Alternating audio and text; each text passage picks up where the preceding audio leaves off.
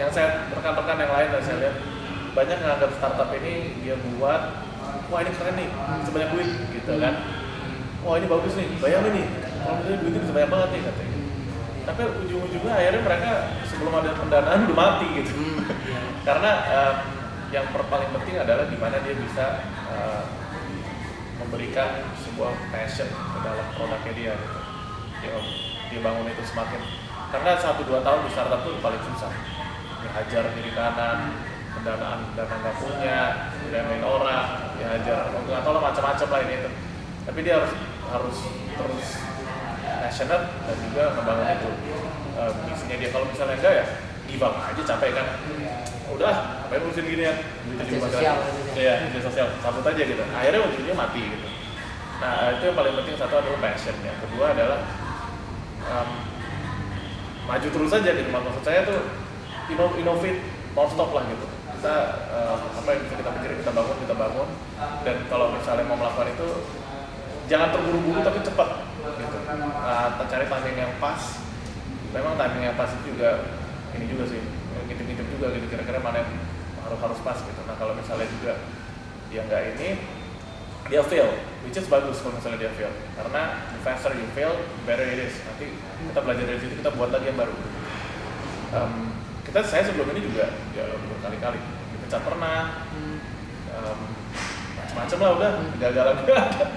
Tapi saya ini juga masih, kan kita belum tahu ini apa yang akan terjadi kan. Jadi ya saya harap ini, tapi saya bawa banyak pelajaran dari itu semua sih. Gimana caranya bisa scale, gimana caranya bisa nggak terlalu mikirin duit nantinya, tapi lebih mikirin tentang produknya sendiri gitu, dan lebih ke misinya sendiri gitu. Itu yang penting. Dua itu sih saya rasa, passion sama how do you grow dari apa yang lo gagal.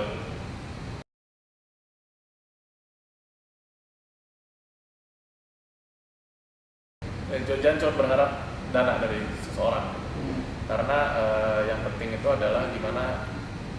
Ini kan ujungnya gini, lu butuh dana, untuk itu ya kalau misalnya pinjam duit di bank itu udah mending nggak usah lah gitu. Cuman kalau misalnya ada pendanaan, duit itu dia masuk ambil equity, itu yang penting ada bukan dananya. Kita senang biasanya, oh ini dapat 2 miliar gitu kan, begitu langsung hire ini itu. Tapi lebih ke ini orang 10% ini dia bisa ngebawa apa nih ke dalam kontribusinya. Kalau misalnya dia nggak bisa bawa apa, nggak ada gunanya juga gitu kan. Tapi ujung-ujungnya begitu company udah gede, 10% dia masih ada di situ kan. Gimana bidangnya gitu. Nah ya, cari temen yang bener-bener atau investor yang benar-benar bisa ngebawa kita grow sama-sama lah gitu. Makanya sekarang ini kan kita juga masih dalam masa pencarian pendanaan lagi. Kita udah ada pendanaan, pre-series A, kita lagi nyari series A. Nah gimana caranya kita cari sesuatu yang visinya sama lah, smart city, global, skala dunia, begitu juga networknya bisa ke government, bisa ke merchant-merchant yang ada. Makanya yang saya lihat sangat strategik, saya nggak sembarang juga ngambil visi yang, atau orang kaya banyak lah gitu, punya duit nih, pinjam dong 80 miliar misalnya.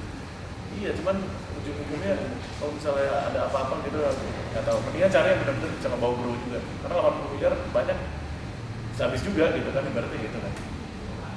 Jadi cari orang yang orang yang mendanakan tapi juga network yang visinya sama lah intinya, jangan sampai enggak.